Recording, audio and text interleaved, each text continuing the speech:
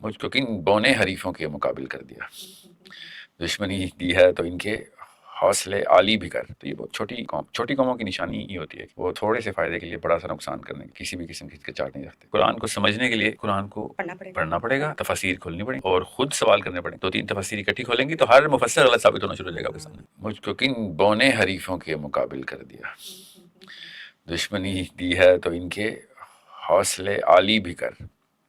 تو یہ بہت چھوٹی قوموں کی نشانی یہ ہوتی ہے کہ وہ تھوڑے سے فائدے کے لیے بڑا سا نقصان کرنے کے لیے کسی بھی قسم کی ہچکچاہٹ نہیں رکھتے۔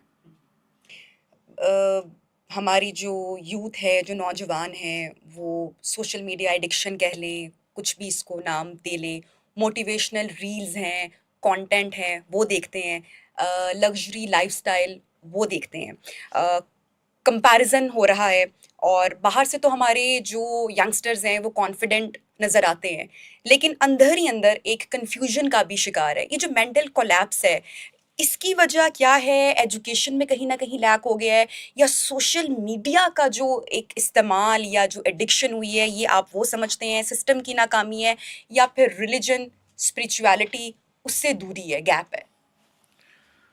آپ کے اس جملے سے تاثر یہ آ رہا ہے کہ اس جنریشن میں یہ مسئلہ ہے۔ ہماری 3-4 نسلیں کنفیوزڈ اور بہت زیادہ لا علم اور جہلا کی گزری ہیں۔ بڑے ازلی غلام ہیں ہم، غلام ابن غلام ہیں ہم۔ تو اب سوشل میڈیا سے ایکسپوز ہو گئے ہیں لوگ۔ آپ پچھلی نسل کے لوگ یوٹیوب پہ نہیں تھے اس لیے آپ کو نظر نہیں آئے۔ میری نانی، آپ کی نانی، میرا دادا، آپ کا دادا، ان کے پاس یہ فیسلٹیز نہیں تھی، سمجھ رہے ہیں؟ نہیں تو آپ سوچیں پارلیمنٹ ہاؤس میں جو ہم نے یہ لگڑ بگڑ بھرے ہوئے ہیں، 50 سال سے بھرے ہوئے ہیں نا، کہاں سے آئے تھے؟ ہمارے پچھلی نسلوں نے ووٹ ڈال کے ان لگڑ بگڑوں کو ادھر بھرا تھا نا۔ آپ ساتھ سوچ رہی ہیں تکے پہ آ گئے تھے؟ لگڑ بگڑ پتہ نا کیا ہوتا ہے؟ جی، لگڑ بگڑ تو غصے میں آگے حملہ کر دیں گے میرے پہ کہ میں نے ایسی مخلوق کو لگڑ بگڑ بول دیا۔ جی سو یہی ہے، these hyenas are chosen by your father, my father, your mother, my mother۔ وہ نسل تھی جنہوں نے یہ کارنامے کیے تھے۔ ہماری نسل کے کارنامے یوٹیوب پہ نظر آتے ہیں، پچھلی نسل کے کارنامے وائٹ ہاؤس میں نظر آتے ہیں، پارلیمنٹ ہاؤس میں نظر آتے ہیں۔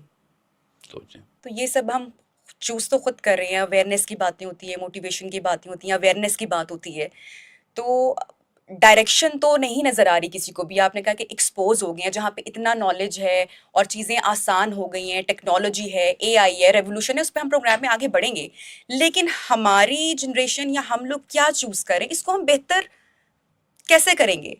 جو آپ نے کہا کہ پچھلی نسل میں بھی تھا، سب میں تھا، تو ہم پھر بہتری کی طرف کیسے جائیں گے؟ کون ہمیں لے کے جائے گا؟ کون ہمیں پش کرے گا؟ کون موٹیویٹ کرے گا؟ اللہ کی کتاب، اس کے علاوہ کوئی نہیں لے کے جا سکتا۔ اور بہتری کا لفظ چھوڑ دیں، تصحیح کی طرف کون لے کے جائے گا؟ بہتر تو کوئی بھی بندہ کسی سے بھی کبھی بھی وقت ہو سکتا ہے۔ نواز شریف عمران خان سے بہتر ہے، عمران خان نواز شریف سے بہتر ہے، زرداری الطاف حسین سے بہتر تو ہر بندے کے لیے کوئی ہر بہتر ریلیٹیو ٹرم۔ کسی کے لیے کوئی چیز بدتر ہوتی ہے تو دوسرے کے لیے وہ بہتر ہو سکتی ہے۔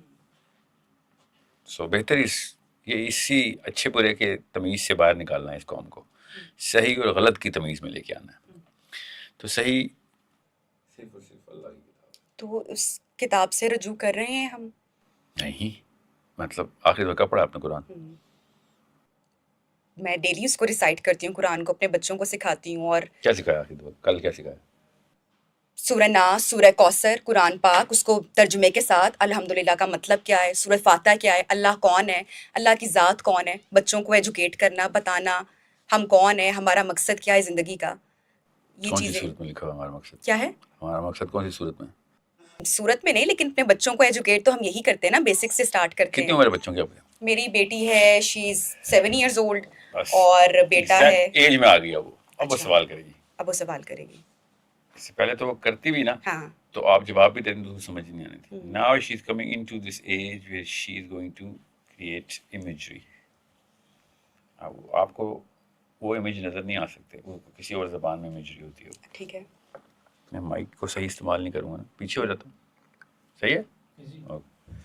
So right now you need, آپ کو نا وہ نقش نگاری کرنی ہے. کیسے ماؤں کے لیے میسج، یہ بڑی امپورٹنٹ بات ہے قرآن کہ ہم اب اس کو کیسے بہتر کر سمجھیں، سکتے ہیں. سمجھیں. قرآن سمجھیں، ٹھیک ہے. سمجھیں.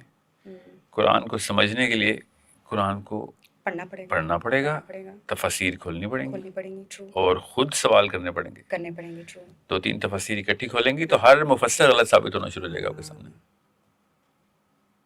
3 لگات اکٹھی یکمشت تفاسیر چل رہی ہوں گی تو آپ دیکھیں گے اسی آیت کا کوئی اور مطلب لے رہا ہے یہ والا اسکالر، وہ والا کوئی اور مطلب. ایک ہی آیت ہے، ایک ہی رکوع میں کوئی اور نتیجہ اخذ کیا جا رہا ہے. تو آپ کو پتہ چلے گا انسانی کلام اور اللہ کے کلام میں زمین آسمان کا فرق ہوتا ہے. وہاں پہ آپ کی سینس ڈیولپ ہونا شروع